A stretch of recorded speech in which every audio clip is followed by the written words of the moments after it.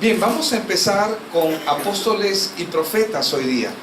Pero habíamos venido hablando la semana pasada, en la clase pasada, habíamos estado compartiendo acerca de la autoridad de los apóstoles. Y esto es muy importante poder entenderlo, porque cuando Jesús llamó a los 12 discípulos, Él los llamó con una intención clara. La primera intención clara que Él tuvo fue afirmar la inspiración que iba a venir sobre ellos. El llamamiento venía no solamente con una autoridad para expandir el Evangelio, sino que el llamamiento que vino sobre ellos fue un llamamiento también para ungirlos, para que ellos puedan ser inspirados para escribir lo que hoy conocemos nosotros como el Nuevo Testamento.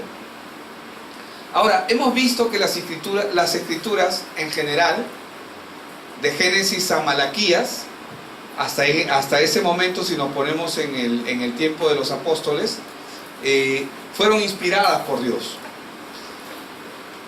Y vimos que Dios mismo se adaptó a nosotros, no solo por medio de Cristo, sino que lo hizo al hablarnos a través de diferentes hombres que Dios usó, ya sean los profetas, los reyes y hombres que Dios usó en diferentes épocas, hombres imperfectos, pero Él perfecto, amén, usados en cada uno dentro de su propio contexto, con un lenguaje y formas que eran familiares para la gente del lugar y de la época. Por ejemplo, vemos en el caso del llamamiento de Samuel, que Dios usa una voz conocida, ¿verdad? Cuando lo llama con la voz del profeta Elí. ¿Para qué? Para no causar algo raro en la vida de Samuel. Y es muy interesante que en el Evangelio,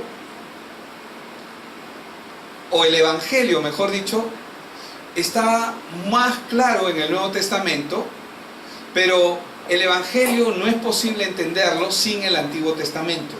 Amén. El Antiguo Testamento es necesario para poder entender el Nuevo Testamento. El Nuevo Testamento es la claridad de todo, ¿no?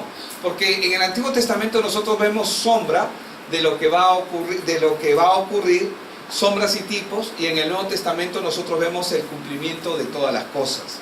Ahora, hemos estado viendo también 3 afirmaciones bíblicas que nos van a ayudar a entender por qué el Nuevo Testamento es inspiración confiable, total y absoluta, como palabra de Dios.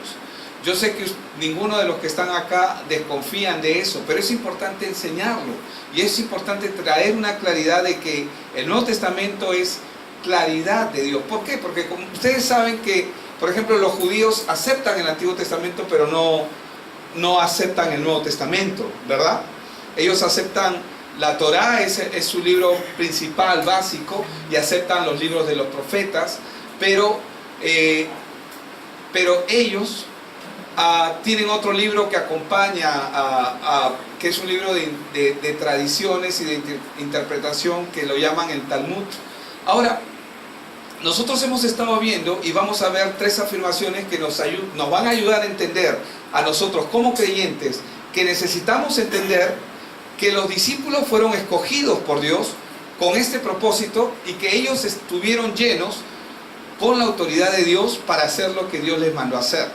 En primer lugar, vimos a los 12 discípulos que el Señor escogió, ¿verdad? Y vimos un pasaje en Juan 16:13. En las palabras del mismo Señor Jesucristo, vimos ese pasaje que dice lo siguiente, ¿no? En Juan 16:13. Dice, pero cuando venga el Espíritu de verdad, Él, dice, os guiará a toda la verdad. Está hablando del Espíritu Santo, ¿verdad? Porque no hablará, dice, por su propia cuenta, sino que hablará todo lo que oyere y os hará saber las cosas que habrán de venir. Aquí vemos que Jesús mandó a los discípulos que Él escogió para enseñarles al resto de sus seguidores. Ahora, lo cierto es que también Jesús escogió a los discípulos después de haber orado al Padre. Amén. ¿Cuántos saben que Él oró para saber quiénes iban a ser? Y lleno del Espíritu Santo, en comunión con el Espíritu Santo, en realidad Los tres estaban en comunión, Padre, Hijo y Espíritu Santo, estaban en comunión para escoger quiénes iban a ser los discípulos. Y luego vimos que les dio autoridad y les dijo que no se muevan hasta que venga sobre vosotros la promesa. Les dio autoridad para que ellos puedan ser testigos una vez que fuesen llenos del Espíritu Santo. Amén. ¿Me están siguiendo, verdad? Ahora, los discípulos, que vienen a ser los apóstoles del Cordero, porque fueron testigos del Cordero, ellos iban a ser usados por Dios para avanzar su reino, no solamente predicando el Evangelio, sino también para la inspiración del Nuevo Testamento. Esto es importante entenderlo, porque la autoridad que Dios le dio a ellos fue una autoridad que también incluyó la inspiración de la palabra. No sé si me dejo entender. O sea, la autoridad de los apóstoles y de los apóstoles que fueron los discípulos, recordando y entendiendo que la palabra apóstol significa enviado, ¿verdad?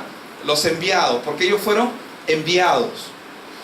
Entonces Dios les dio a ellos una autoridad que incluía la inspiración del Nuevo Testamento, de los escritos. Y vamos a verlo más adelante con más detenimiento eso. Ahora, Pablo, el apóstol Pablo, vimos, quien escribió gran parte del Nuevo Testamento. ¿Cuántos libros escribió Pablo? ¿Cuántos se acuerdan? 19. Amén. Pablo escribió gran parte del Nuevo Testamento. Él no fue uno de los 12 originalmente. Él no estuvo con los 12 originalmente. Pero es importante señalar que él cumple con todos los requisitos de los 12. Y esto es algo que nosotros tenemos que enfatizar y tener claridad. Él cumplió con los requisitos y lo vamos a ver paso a paso. Ahora, en Hechos 1, verso del 21 al 26, verso que leímos, dicho sea de paso, estoy solamente haciendo un pequeño recuento para poder entender un poco mejor lo que hemos estado compartiendo. ¿Se está entendiendo, verdad? Entonces, en Hechos 1, 21 al 26 que vamos a leer, se menciona, los discípulos mencionan algo que el Señor ya había establecido con ellos. Y dice, ¿no? Es necesario pues que de estos hombres que han estado junto con nosotros todo el tiempo que el Señor Jesús entraba y salía entre nosotros, dice, perdón, voy a volver a leer porque leí mal. Es necesario pues que estos hombres que han estado junto con nosotros todo el tiempo que el Señor Jesús entraba y salía entre nosotros, comenzando desde el bautismo de Juan hasta el día que de entre nosotros fue recibido arriba, esos eran los requisitos. Uno se ha hecho testigo con nosotros de su resurrección. Y verso 23 dice, y señalaron a dos, a José llamado Barsabás, que tenía por sobrenombre Justo, y ¿a quién más? A Matías. Y orando ellos dijeron al Señor, tú, Señor, que conoces los corazones de todos, muestra cuál de estos dos has escogido para que tome parte de este ministerio y apostolado de que cayó Judas por transgresión para irse a su propio lugar. Y les echaron suertes, y la suerte cayó sobre Matías, y fue contado con los 11 apóstoles. Eso fue lo que pasó, vimos que eso pasó. Pero cuando Dios escogió a los discípulos, ¿quién los escogió? Fue el Padre, ¿verdad? Es el Padre el que nos lleva al Hijo, y por revelación del Espíritu Santo se cumple, ¿no? Fue Dios quien escogió a los discípulos. ¿Y qué fue lo que Dios hizo? La Biblia nos enseña de que Él se pasó la noche orando para saber quiénes iban a ser. ¿Por qué se pasó la noche orando? Porque Él no podía escoger al azar. Algo que sí vemos en los discípulos, de los discípulos que sí lo hicieron al azar, ¿verdad? ¿Cuántos vemos en Hechos de los Apóstoles que Dios habla de manera continua? Dios habla de manera continua. O sea, vemos en Hechos de los Apóstoles, por ejemplo, en el capítulo 13, que le ha aparecido al Espíritu Santo. Habían estado en ayuno, que separemos a Bernabé. Y vemos, creo, otro caso en Hechos 16, 19 también me parece. Ahora, el punto aquí es que Jesús se pasó la noche orando. ¿Por qué? Porque es importante saber conforme al plan de Dios, quién va a ser el sucesor, ¿cierto? Ahora, ¿por qué ellos lo hicieron así? ¿Por qué lo hicieron así? No lo sé, lo hicieron así. No sabemos por qué lo hicieron así. Parte de la naturaleza del hombre que queremos nosotros completar las cosas que Dios está haciendo. No es como es como cuando nuestro cerebro tiende a completar cosas, ¿no? Tú puedes tener estas palabras al revés, pero tu cerebro lo va a leer como una palabra igual, a pesar de que puedan estar basta solamente con que la primera y la última letra estén de la palabra y todas las demás estén combinadas en medio para que tu cerebro automáticamente lo resuelva, ¿no? Ahora, en Lucas 6:12 dice que en aquellos días él fue al monte a orar y pasó la noche orando, y cuando era de día llamó a sus discípulos y escogió a 12 de ellos. Estamos hablando de que los que él está escogiendo son los que van a ser enviados, ¿verdad? Porque dice llamó a sus discípulos, no dice llamó a los 12, llamó a sus discípulos. ¿Cuántos discípulos tenía el Señor? Muchos, ¿verdad? En algún momento envía a los 70, en otras versiones dice que eran 72. Pero de los discípulos, él escogió a 12. Y escogió a 12 de ellos, a los cuales también, ¿cómo los llamó? Apóstoles. ¿Pero por qué los llamó apóstoles? Porque iban a ser enviados. Entonces, sin embargo, en el caso de los discípulos, el 12º apóstol lo escogieron ellos guiados por su propio criterio. Es interesante y es importante señalar que el Señor Jesús inicia su ministerio. ¿Cómo lo inicia? Lleno del Espíritu Santo. ¿Y cuál es el requisito que Él les pone a los discípulos para que empiecen a hacer la obra que Él les ha encomendado? Que sean llenos del Espíritu Santo. En el momento en que ellos están escogiendo al 12º apóstol, que ellos están escogiendo, ¿el Espíritu Santo está presente con ellos? ¿Ellos están llenos del Espíritu Santo? No aún, ¿verdad? Aún no están llenos. Entonces, esta es una de las razones, y lo vimos también en la clase anterior, estamos haciendo un recuento rápido. Esta es una de las razones por las cuales Lucas reporta, porque Lucas es el que escribió el libro de Lucas, ¿verdad? Pero también escribió el libro de Hechos de los Apóstoles, que en los primeros siglos era un solo libro. A partir del, no recuerdo qué año, pero es arriba del 150, recién se hace una diferenciación y se parte el libro en dos. Uno, como el libro de Lucas, el Evangelio contado según Lucas, y el otro por Hechos de los Apóstoles, ¿no? Porque se marca la diferencia. Entonces, esta es una de las razones por las cuales Lucas reportó el encuentro de Pablo con Cristo en el camino a Damasco, y lo reporta 3 veces, ¿no? Y eso lo vimos la semana pasada, así que ya no necesitamos leerlo, pero les voy a dar los pasajes por si acaso no los tengan. Hechos 9, del 1 al 19. Vimos también Hechos capítulo 22, verso del 6 al 11. Y también Hechos capítulo 26, verso del 9 al 18.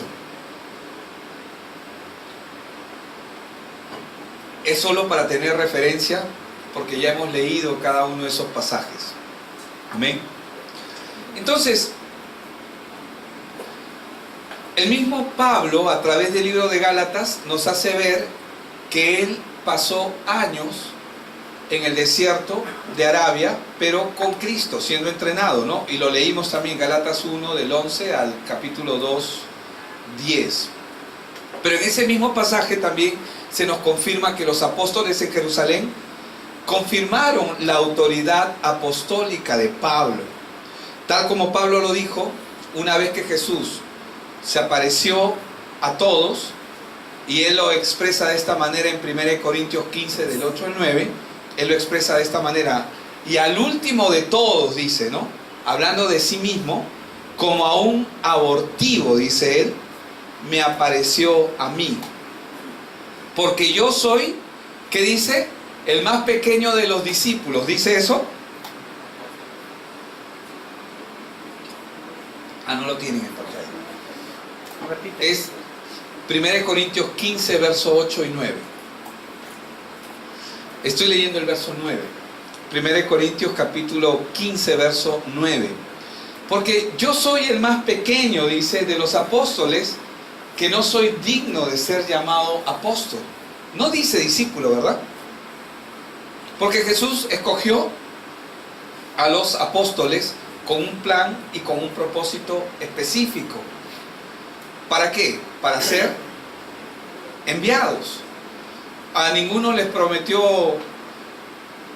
bueno, todos ellos perecieron, ¿verdad?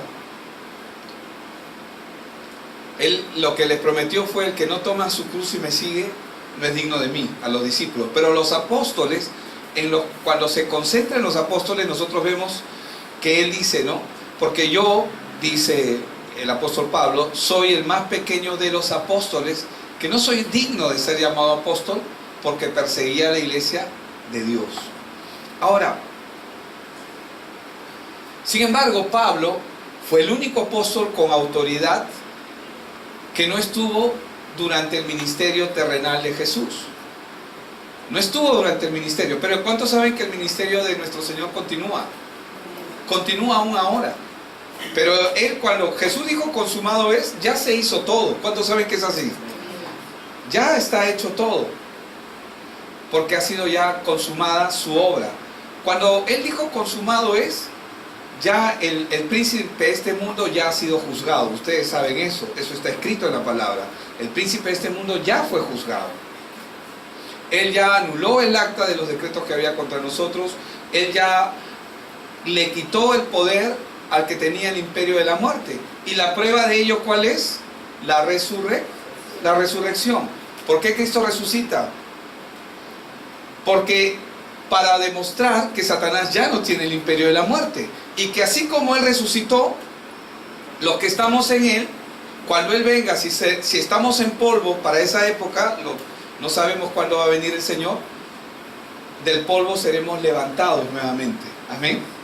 Por eso es que Pablo dice, no, ¿dónde está, oh muerte, tu aguijón?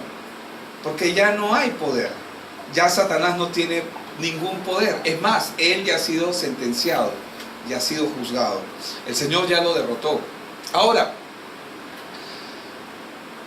Pablo fue uno de los testigos de la resurrección de Jesús y fue aprobado como tal por los primeros apóstoles de Jerusalén.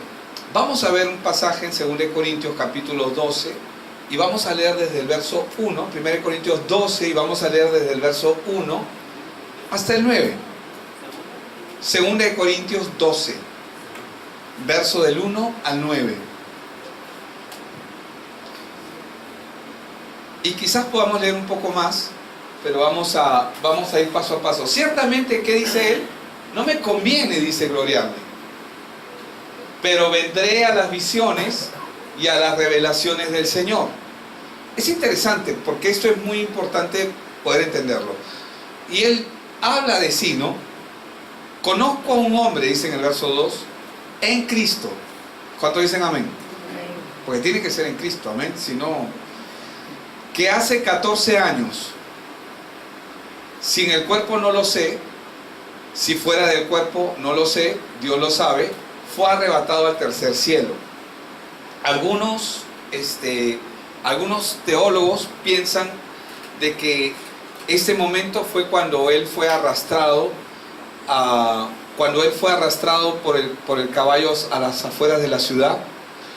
Fue apedreado y luego fue amarrado y fue arrastrado por un caballo a las afueras de la ciudad. Normalmente nadie resiste un apedreamiento. O sea, lo que algunos teólogos dicen es que él tuvo que morir, ¿no? Pero obviamente vemos que él no murió. La Biblia no dice que él murió. Pero este evento que pasó, justo pasa en ese proceso, en ese lapso de tiempo. Aproximadamente 14 años. Entonces, por eso es que dice, conozco a un hombre en Cristo que hace 14 años, si en el cuerpo no lo sé, si fuera del cuerpo no lo sé, Dios lo sabe, fue arrebatado hasta el tercer cielo. Y conozco al tal hombre, si en el cuerpo o fuera del cuerpo, no lo sé, Dios lo sabe. Nuevamente dice, ¿no?, que fue arrebatado al paraíso. Amén, porque el cielo todavía no está inaugurado, vamos a entrar todos juntos. Ahí es el lugar de espera de todos, donde oyó palabras inefables que no les es dado al hombre expresar. De tal hombre me gloriaré.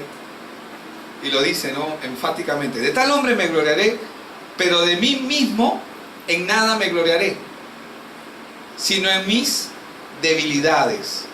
Sin embargo, si quisiera gloriarme, no sería insensato, porque diría la verdad, pero lo dejo para que nadie piense de mí más de lo que en mí ve u oye de mí. Él mismo es muy prudente con su testimonio, a pesar de él saber y haber visto lo que él ha pasado, lo que ha vivido en su propia experiencia con Dios. Él mismo se reserva esa vanagloria, se podría decir, de contarlo, aunque lo cuenta acá, pero es muy reservado, de contarlo públicamente, porque él sabe que eso mismo no solamente lo puede envanecer a él, sino que también mucha gente puede tender a idealizarlo, ¿no?, a enfocarse y a ponerlo a él como un no sé si está bien expresada la palabra, pero como un semidios, ¿no?, cuando comienzan a gloriarse, ¿no? Y quizás hubieras visto su nombre en este tiempo. Si hubiera sido de los de ahora, hubieras visto, ¿no?, www.apostolpablo.com, ¿no? Es muy probable. Pero él fue muy prudente. Por eso es que lo dice con mucho cuidado y con mucha cautela. Por eso dice, sin embargo, quisiera gloriarme, no sería insensato, porque diría la verdad, pero lo dejo para que nadie piense de mí más de lo que en mí ve u oye de mí. Él no está interesado en que lo vean a él. Él está interesado que a través de él vean a quién, a Cristo, que es lo que cada siervo, sierva, hombre, mujer, ministro de Dios tiene que aspirar, a que en nuestras vidas se vea la imagen de Cristo y no a nosotros. Amén. Entonces, y para que la grandeza de las revelaciones, lo dice, no me exaltase desmedidamente, él sabía cuál era su problema. Me fue dado un aguijón en mi carne, un mensajero de Satanás que me abofetee, ¿no?, para que no me enaltezca, dice, sobremanera. ¿Se acuerdan cuando leímos esa parte, creo que está en Gálatas, donde él dice, y cuando estuve con los que estuvieron con Cristo, nada bueno me aportaron? O sea, nada bueno recibí, no es que nada bueno, sino lo dice de esta manera, como que nada nuevo agregaron, ¿no?, sino que ya todo lo que ellos habían vivido, yo ya lo sabía, ¿no? Para que ustedes más o menos tengan una idea del carácter de Pablo. Y hay otra parte en Romanos, donde él también habla y él menciona que ese era su problema, ¿no? El orgullo, el ego. Él tenía un problema de orgullo, de ego. Entonces, dice, ¿no?, y para que la grandeza de las revelaciones no me exaltase desmedidamente, me fue dado un aguijón en mi carne, un mensajero de Satanás que me abofetee para que no me enaltezca sobremanera. Verso 8. Respecto a lo cual 3 veces he rogado al Señor, le dice, ¿no?, 3 veces he rogado al Señor que lo quite de mí. Amén. Para él era un problema eso, pero para Dios no era un problema. Amén. Para Dios era su tate quieto, ¿no? Y me ha dicho, bástate mi gracia, porque mi poder, dice que se perfecciona en la debilidad. Por tanto, de buena gana me gloriaré, más bien, ¿en qué dice? En mis debilidades, para que repose sobre mí el poder de Cristo. ¿Por qué? ¿Qué hacen nuestras debilidades? Nos hacen dependientes ¿de quién? De Cristo, de Dios. Y veamos un verso más, porque no lo tengo acá. Sí, 10, por favor. Por lo cual, por amor a Cristo me gozo en las debilidades, en afrentas, en necesidades, en persecuciones, en angustias, porque cuando soy débil, entonces soy fuerte. Entonces, ¿qué es lo que está haciendo? Pablo, tenía la autoridad delegada directamente por Dios. Amén. Y es más, cuando nosotros vemos cómo él inicia sus cartas, las cartas paulinas, las epístolas, él siempre, Pablo, siervo de Jesucristo, siempre escogido por Dios, ¿no? Llamado por Dios, él siempre está hablando de una manera muy clara, ¿no? Y mostrando anteponiendo la obra de Dios sobre su vida. Entonces, ¿qué podemos decir a todo esto? ¿Quién escogió a Pablo? ¿Podríamos decir que Pablo es considerado uno de los 12? Por supuesto que es considerado uno de los 12. Y no me pregunten por Matías, porque no sabemos mucho acerca de Matías. Solo sabemos que los discípulos escogieron a Matías, ¿no? Que cayeron suertes. Pero lo que sí vemos es que el Espíritu Santo siempre se encarga de hacer su obra. Ahora, ese es el papel que cumplieron los apóstoles. ¿Cuál fue el papel principal? Fueron enviados para expandir el Evangelio, en primer lugar. En segundo lugar, fueron llamados para ser inspirados por Dios. Y gracias a ellos tenemos las Escrituras. Pero ya ese canon se ha cerrado. Amén. Lo que tenemos es suficiente. No necesitamos añadir más. El único libro que está abierto, ¿cuál es? Hechos de los Apóstoles. ¿Y por qué está abierto? Porque es la obra de la iglesia. Es la obra en realidad del Espíritu Santo, pero la iglesia en proceso. Es el único libro que está abierto para que los testimonios continúen, la obra siga avanzando. Pero todo lo demás está cerrado. Ahora, ¿qué libro? Hechos de los Apóstoles. Después todos los demás están cerrados. Ahora, entonces vimos el papel importante de los discípulos, ¿verdad? De los discípulos apóstoles del Cordero, entre los cuales está incluido Pablo. Ahora, en segundo lugar, también tenemos que considerar el papel fundamental de los apóstoles y de los profetas. Y fue ahí donde nos quedamos la semana pasada. Solamente estoy haciendo un recuento más para poder entenderlo con mayor claridad. Y vemos, y vamos a ir rápidamente en Efesios capítulo 3, verso el 4 y 5, que Pablo menciona el hecho de que no únicamente él, sino a todos los profetas, y que todos los profetas y apóstoles recibieron una revelación especial de Dios. Vamos a ver. Vamos a leerlo primero en esta versión. Leyendo lo cual podéis entender cuál sea mi conocimiento en el misterio de Cristo. Está hablando Pablo. Misterio que en otras generaciones no se dio a conocer a los hijos de los hombres, como ahora es revelado ¿a quiénes? A sus santos apóstoles. Y ellos tenían que escribir acerca de ello. Y lo hicieron, ¿verdad? A sus santos apóstoles y profetas por el Espíritu, porque el Espíritu es el que trae la inspiración, la revelación. En la nueva versión internacional lo dice de esta manera: al leer esto podrán darse cuenta de que comprendo el misterio de Cristo. Ese misterio que en otras generaciones no se les dio a conocer a los seres humanos, ahora se les ha revelado por el Espíritu a los santos apóstoles y profetas de Dios.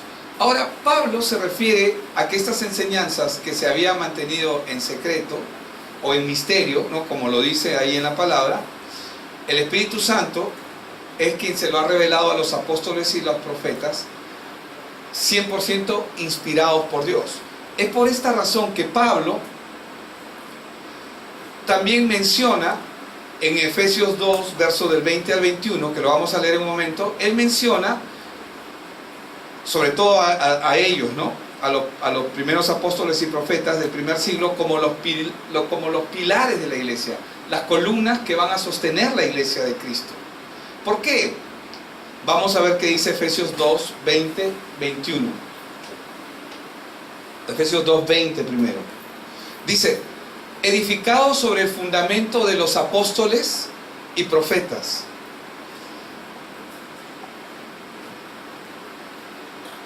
Cuando nosotros queremos hacer una retrospectiva, ¿se acuerdan cuál era la función de los fariseos? Ellos eran celosos de la palabra, ¿verdad? Buscaban guardar la palabra y mantenían la pureza de la palabra, o sea, eran como unos guardianes. Trataban que toda la palabra sea cumplida de la A a la Z tal y como Dios se las había expresado. Pero ahora estamos viendo que Pablo está diciendo, edificados sobre el fundamento de los apóstoles y profetas. No es que está anulando lo otro, sino que él está hablando de la autoridad que se está dando a la palabra que a ellos ha sido revelada y que está siendo transmitida a toda la iglesia. Vamos a continuar leyendo. Dice, edificados sobre el fundamento de los apóstoles y profetas, siendo la principal piedra del ángulo Jesucristo mismo, en quien todo el edificio bien coordinado va creciendo para ser un templo santo en el Señor. Ahora, ¿quién es el que está construyendo la iglesia? Dios, ¿verdad? Dios es el que está construyendo su templo santo, donde Jesucristo es la piedra angular. Pero notemos que Pablo identifica también a los apóstoles y a los profetas, no a los actuales, no a los modernos, sino a los apóstoles y profetas que Dios levantó en ese tiempo como parte del fundamento de la iglesia. Pero ¿cuál es el fundamento de la iglesia? Es la palabra, ¿verdad? La palabra es el fundamento de la iglesia. Pero está mencionándolos a ellos como el fundamento de la iglesia porque ellos están trayendo la revelación inspirada por Dios que hoy nosotros ya la tenemos escrita. Entonces, esto nos indica que Dios estableció a la iglesia de Cristo sobre las enseñanzas de los apóstoles y de los profetas que fueron inspirados por Dios, por el Espíritu Santo, con el propósito de edificar su iglesia. Ahora,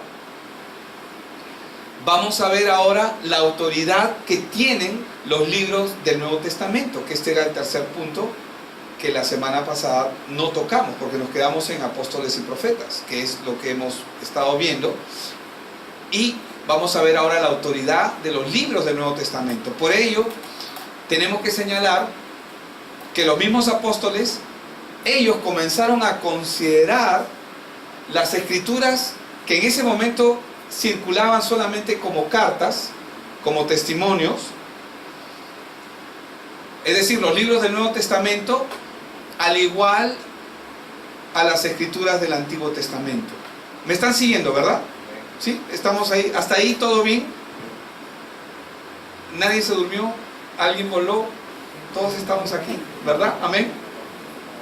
Hermanos, perdónenme, yo no soy un buen maestro que digamos, pero trato de poder condensar la información para poder tener un entendimiento claro de cómo es que Dios establece el Nuevo Testamento y le da la autoridad para poder entender la autoridad de los discípulos, para poder entender por qué apóstoles y profetas en el primer tiempo y la autoridad que tiene el Nuevo Testamento para este tiempo y hasta que el Señor venga.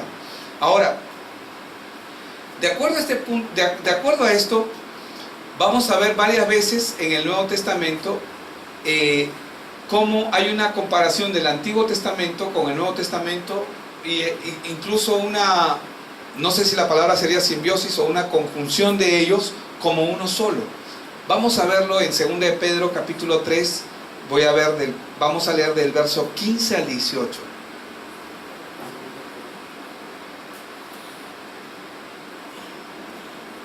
Segunda de Pedro 3, verso del 15 al 18. Y dice, y tened entendido, dice, que la paciencia de nuestro Señor es para salvación, dice, como también nuestro amado hermano Pablo. ¿Quién está hablando? Pedro. Amén, porque estamos leyendo la segunda carta de Pedro. Y él está diciendo, y tened entendido que la paciencia de nuestro Señor es para salvación, como también nuestro amado hermano Pablo, según la sabiduría que le ha sido dada, os ha escrito. Casi en todas sus epístolas, hablando en ellas de estas cosas. Está haciendo referencia a ellos que ya han leído las otras epístolas, ¿verdad? Y están tomando las epístolas como su doctrina, como parte de la doctrina de la iglesia. Es lo que estamos entendiendo, ¿verdad? Vuelvo a leerlo. Casi en todas sus epístolas, hablando en ellas de estas cosas, entre las cuales hay algunas difíciles de entender, dice él, las cuales los indoctos e inconstantes tuercen, dice, como también las otras escrituras para su propia perdición. Cuando se refiere a las otras escrituras está hablando del Antiguo Testamento. Ahora, así que vosotros, oh amados, sabiendo de antemano, guardaos, no sea que arrastrados por el error de los inicuos, caigáis de vuestra firmeza. Antes bien, dice en el 18, creced en la gracia y el conocimiento de nuestro Señor y Salvador Jesucristo. A Él sea la gloria, a Él sea gloria ahora y hasta el día de la eternidad. Amén. ¿Qué es lo que está reconociendo acá Pedro?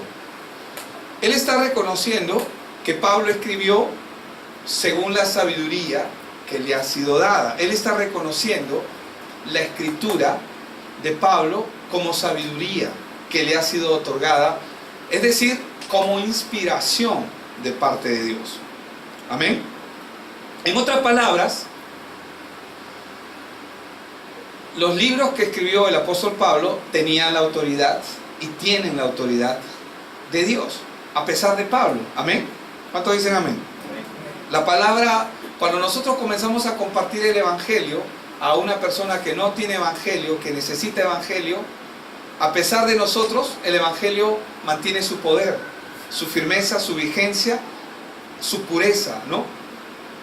Salvo que nosotros la contaminemos. Pero se mantiene a pesar de nosotros. ¿Es así o no es así? Es así como tiene que ser. Ahora, pero notemos también cómo Pedro señaló que los opositores de la fe cristiana comenzaron a distorsionar las cartas de Pablo y lo comenzaron a hacer de manera intencional. Por eso es que él cita, ¿no? Como también lo hicieron con las otras escrituras. O sea, lo que él venía diciendo es que esta gente que estaba malversando también lo ha hecho con las otras escrituras, o sea, con el Antiguo Testamento. Entonces, ¿qué es lo que podemos concluir y ver en estos puntos? Que la Biblia afirma que el Nuevo Testamento es la palabra de Dios inspirada y llena de autoridad para su iglesia. ¿Amén? Totalmente de acuerdo, ¿verdad? Jesús prometió que el Espíritu enseñaría a sus apóstoles para guiar a su pueblo. ¿Lo hicieron así? Así lo hicieron. Dios los escogió, ellos fueron inspirados y Dios los usó para escribir las escrituras y para expandir el evangelio. Y también estableció a sus apóstoles y profetas como autoridades fundamentales de la iglesia, como pilares. Además, así como el pueblo de Dios recibió las escrituras del Antiguo Testamento como la palabra de Dios inspirada y llena de autoridad, la iglesia fue llamada para recibir los escritos de los apóstoles y los profetas de Cristo como escritos inspirados también por Dios y llenos de la autoridad de Dios. ¿Por qué esto es importante entenderlo? Porque nosotros tenemos que conocer la fuente de la inspiración que llevó a escribir el Nuevo Testamento a los discípulos. Yo sé que ustedes lo sabían, ¿verdad? Y estaban seguros de ello, pero es importante remarcarlo, es importante citarlo. Entonces, hay un término que es importante que nosotros necesitamos enmarcar aquí, que es la palabra inspiración. Inspiración, ¿no? ¿Qué es la inspiración? Creemos que el Espíritu Santo inspiró a todos los escritores bíblicos, desde Génesis a Apocalipsis, ¿verdad? Es decir, tanto en el Antiguo Testamento como en el Nuevo Testamento es el Espíritu Santo quien inspira, los inspira a ellos. Ahora, el Espíritu Santo movió a los autores humanos para escribir y supervisó y dirigió cada una de sus palabras. Como resultado, nosotros tenemos que la palabra escrita que ellos escribieron es la palabra de Dios. ¿Cuántos dicen amén? No hay errores en la palabra, por si acaso. Amén. Pero al mismo tiempo vemos que el Espíritu Santo utilizó la personalidad de cada uno de ellos, sus experiencias. Pablo nos está hablando de sus experiencias. Cuando él dice, para mí el vivir en Cristo y el morir me es ganancia, él está hablando de su experiencia. Es una enseñanza, ¿verdad? Para nosotros es una enseñanza, es inspiración total, pero nos está hablando de su experiencia. Y lo que nosotros podemos ver acá es que el Espíritu Santo usa la personalidad, usa el carácter. Sabemos que, por ejemplo, por la palabra podemos conocer el carácter de Pedro, podemos conocer el carácter de Pablo, podemos conocer el carácter de otros de los discípulos. Podemos conocer puntos de vista e intenciones también que tuvieron los autores humanos, es decir, los autores que escribieron. Pero podemos ser totalmente conscientes y tener la certeza de que Dios los inspiró a cada uno de ellos a escribir lo que tenían que escribir para que nosotros podamos continuar con este trabajo que Dios nos ha llamado. Amén. Entonces, la palabra es inspirada por Dios. Amén. En su plenitud y en su totalidad.